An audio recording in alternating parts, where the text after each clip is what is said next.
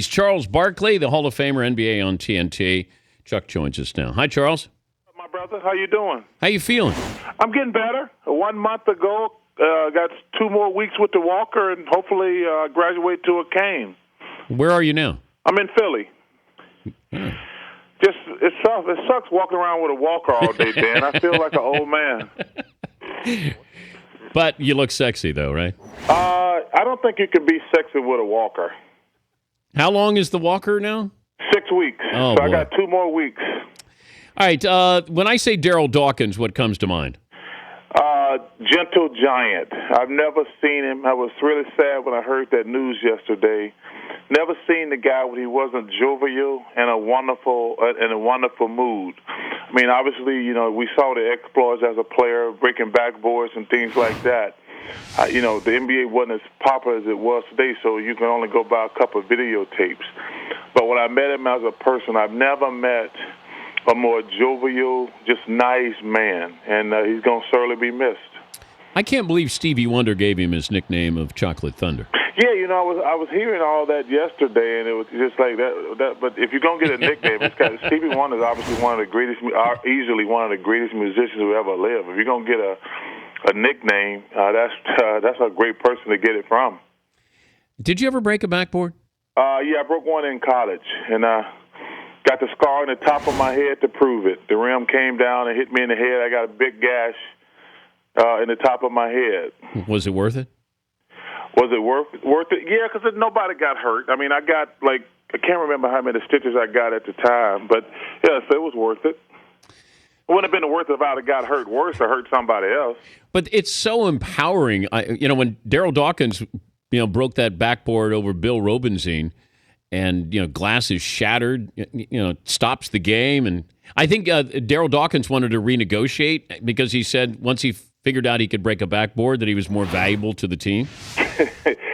I think everybody wants to see a backboard broken. They just don't want to see the game delayed.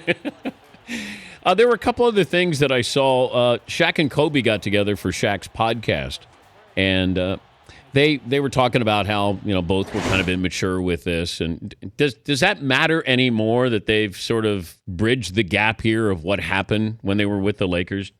Well, I think it's cool that they're going to we all say things and do things when we're young that we come back to regret. I think it's cool I personally think they need to be friends. They're one of the greatest duos. The NBA should be lucky they didn't like each other because they could have won. If those guys really got along and played together, they could have won at least 3 more championships. I mean, because Shaq, after he left, he was still effective. He won one 2 years later with Miami, and Kobe ended up winning a couple more after that. So the NBA is very lucky that they didn't get along. They would, if they had stayed together, they could have won. I mean, realistically, they could have won close to 10 championships, I believe. I really believe that if they had stayed together, because you got those 2 guys, you obviously are ahead of the curve. So, I do hope they become friends. They had a lot of success together, and it's a shame that, like I say, listen, we've all said things when we were young we regret, but I'm glad they should be friends. But don't you get the feeling, Kobe wanted to show that he could do it on his own, and nobody does it on their own, Dan. I know, but stop being on ESPN. When you try to make guys feel bad, nobody does it on their own. LeBron's the greatest player in the game today. He didn't do it on his own. He had some help from Bosh and Dwayne, and he went back to Cleveland. They're not as good. Nobody does it on their own. I mean, Michael Jordan, as great as he was, Scotty was terrific, Horace Grant was terrific, Rodman was terrific, Paxson was on that team also. Nobody does it alone. Okay. I mean, think about it. How many championships did Kobe win before Pau Gasol got there? None. None. I mean, nobody does it on their own. It's a team game. Okay.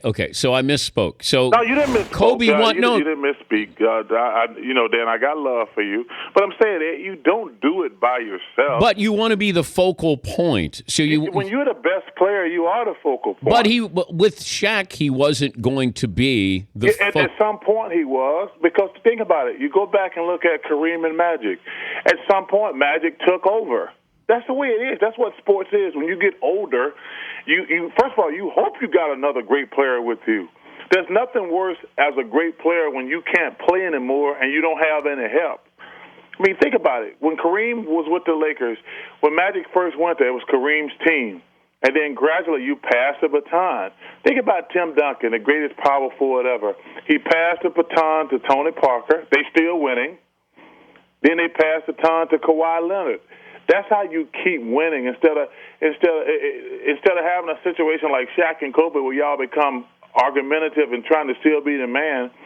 Tim Duncan is the greatest player who I've seen like, okay, I'm not that guy anymore. I'm passing the baton.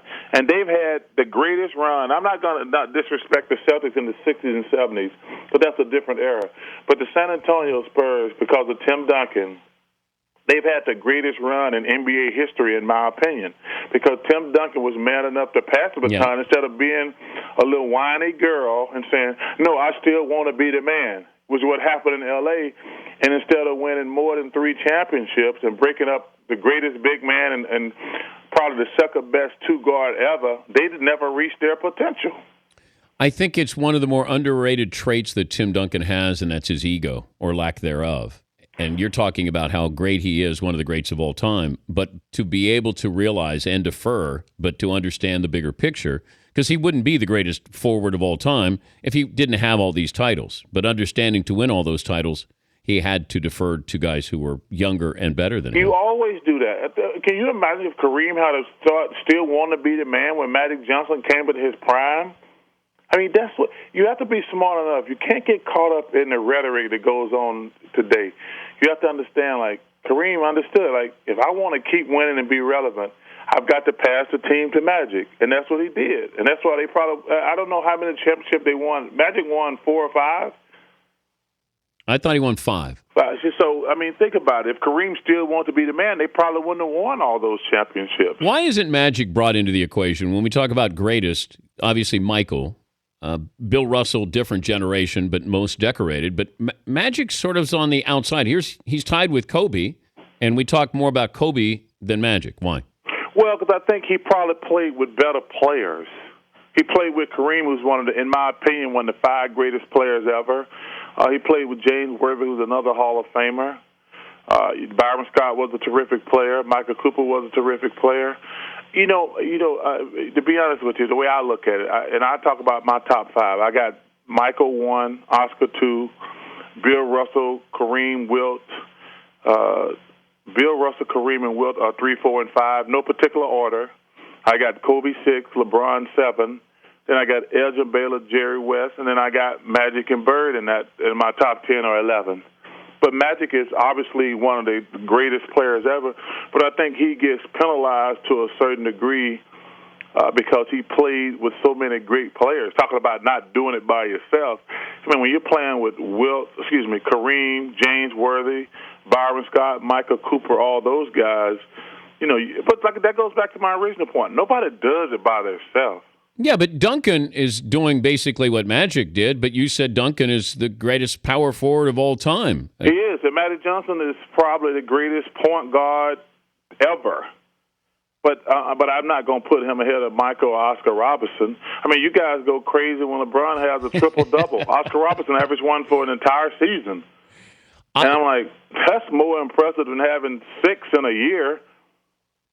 But like I say, it's all subjective. That's just my personal top 10. Magic and Bird are like 9 or 10, somewhere in there. Listen, I'm not going to disrespect. Like I say, Kobe's 6 and LeBron 7, in my opinion, right now. Then you look at Jerry West and Elgin Baylor, and I got Bird and Magic in no particular order. Do you think that Kobe will play more than 1 year? I hope not, because I don't like it when great players just hang on. I probably played 2 years too long. I was awful. I was decent next to my last year. I was probably awful my last year.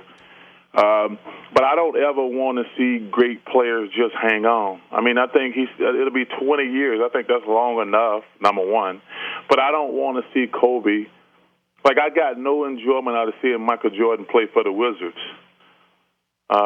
It's so funny. I hear these fools on television and radio talking about, well, it was just great to see Michael Jordan play for the Wizards. No, it wasn't. That wasn't the same Michael Jordan.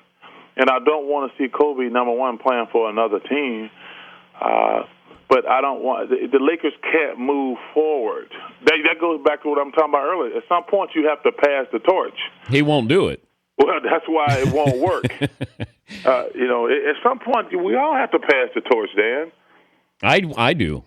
Well, at some point, listen, right now you got like a full head of hair and you all kind of attractive for an older guy. Thank you. But at some point, you're going to have to pass the microphone on to somebody else. I mean, that's the way it works for everybody.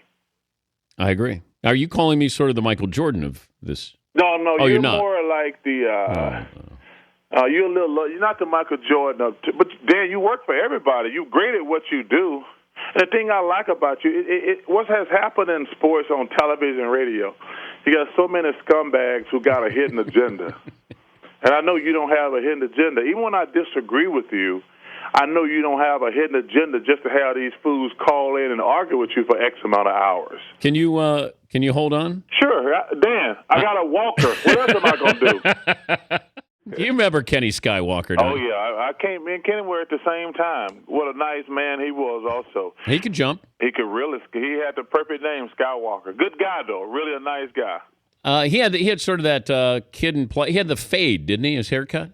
He had the kid and play little thing. But man, that was a great play at Kentucky. That's one of the highlights of my life, playing at Rupp Arena when they were ranked number 1. That was pretty cool. The 24,000 in there, right? Oh my God! And they were that was a wonderful place to play. Great tradition at Kentucky. All right, did you see what? Did Kentucky recruit you? No, nobody recruited me, Dan. I was a 5'10" backup point guard going into my senior year in high school. Nobody recruited me except Alabama, Auburn, and UAB. To be a point guard? No, I grew from 5'10" to 6'5" in 1 year. So I went from being a backup point guard to a center in 1 year. So that's why I was never heavily recruited. What kind of point guard were you? I was a 5'10", fat, chubby backup point guard. I didn't get to play. I was a backup. But I did. I grew from 5'10" to 6'5" in 1 year. What are you, like John Bagley? I was like John Bagley, short and a little frumpy, but I wasn't as good as player as John. John actually was a hell of a player, yeah, but he I was not getting to play until I grew. What do you think of these schools that are giving aid to all their football players? You see this? It's a stipend. They're getting like $3,000, $4,000, $5,000. What do you think of this? It's not. They're not calling it pay for play, but it's close to it. Well, first of all, it's not close to it. I mean, they're making billions of dollars. I think anything they can do to help the players, because they're generating so much money. Because, Dan, number one, I think it always bothers me that nobody ever puts a price on a free education. Because none of these guys, less than 1% of all the players in basketball and football are going to go on to play pro.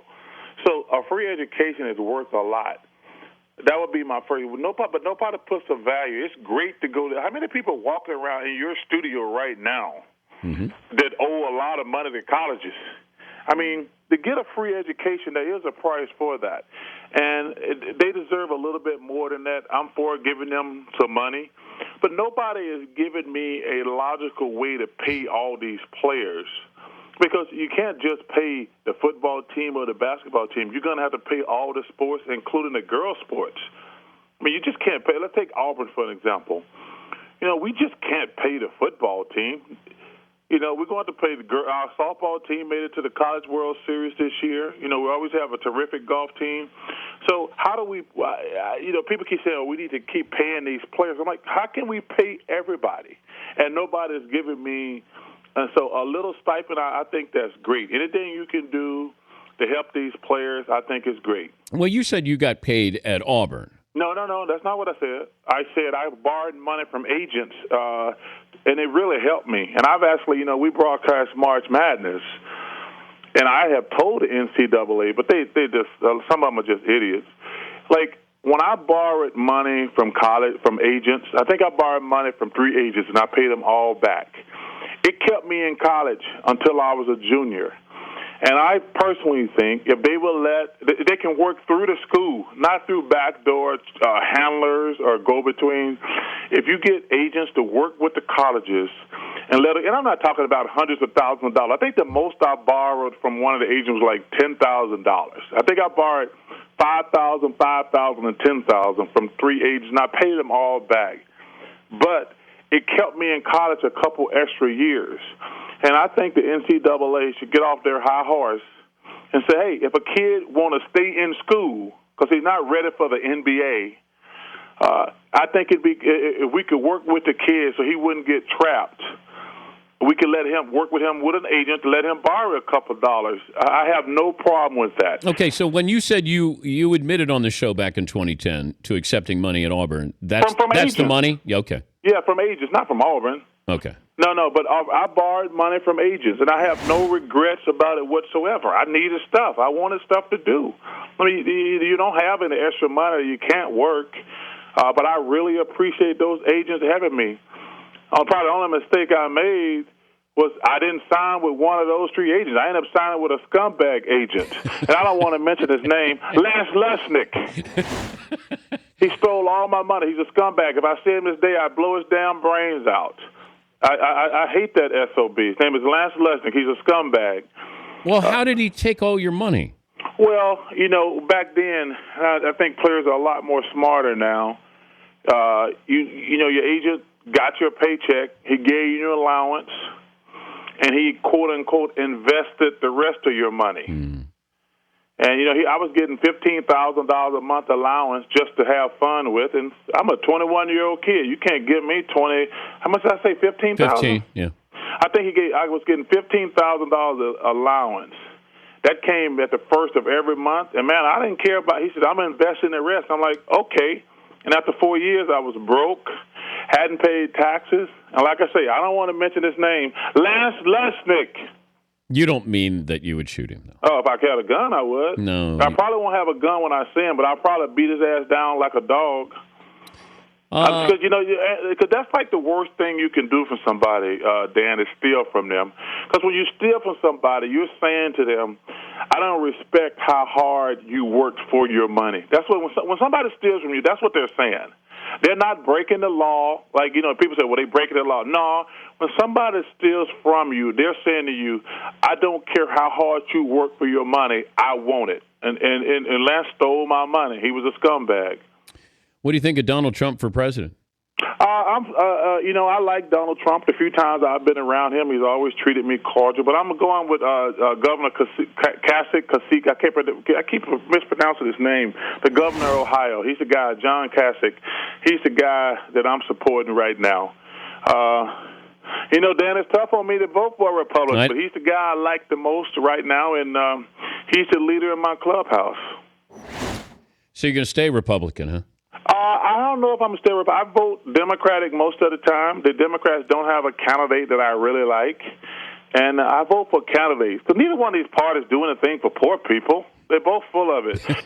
Black people have been voting Democratic their whole life, and they're still poor. And the Republicans don't do anything for poor people either. So neither one of these parties. So I vote for the person I think that I like the most, and right now it's the governor of Ohio. Well, are you ever going to get to the point where you can play basketball again? Or is it just to be able to just walk normally, play golf, those things? Well, the doctor told me that he thinks this is going to help my hip. This hip thing is going to help my golf game. Because my hip was only working at 10%. And he said, now at least I have 100% flexibility. So the first thing I'm going to do, I can't play golf for another 2 months. The first thing I'm going to do, I want you to fly out to Arizona, Dan. Let me beat you like a drum on the golf course one day. Bring the show out to Arizona one weekend. Okay. Come on out to the desert. You can stay at the Barkley compound. Maybe, how about if I did the show at your house? If you do the show from my house, I tell you what, Dan. Okay. You got my word. If you want it, I got a big backyard. Yeah. I got a guest house. I got a driving range. I got a tennis court. I got a swimming pool. I got a basketball court. We'll do the show from my basketball court. How about that? I like that. And you got somebody's going to grill for us? Oh, hey, listen, trust me. Chuck always going to have refreshments, if you know what I mean. We're going to have refreshments and plenty of food. Okay, so if I bring the show out there, you could do it from the Barkley compound. I like that. But I'm telling you, and I'm not joking, Dan. I'm not either. Okay. Okay, here's the thing. I'll do it. You provide the guest list of who's going to be on the show. For one day? Yeah. I'll tell you what. No. You don't have to. I don't want you. We can discuss it. I don't want you to promise anything you can't deliver. No. But how many guests you want? How about we have one big guest per hour? So three big guests I tell you what, I'll get you 3 guests, 3 huge guests. All right. I'll get you 3 huge guests. How about this? I'll get you 2 huge guests every 30 minutes. Now, I'm not talking like big, like they're like 7 feet and 300 pounds. I'm talking about household names. Okay, all right. So the Danettes are, you guys ready for this? Yeah, Fritzy. Is he talking like on set there, hanging out with us, or are these phoners? They might be phone calls. They're going to be phone calls. Don't get greedy, Fritzy.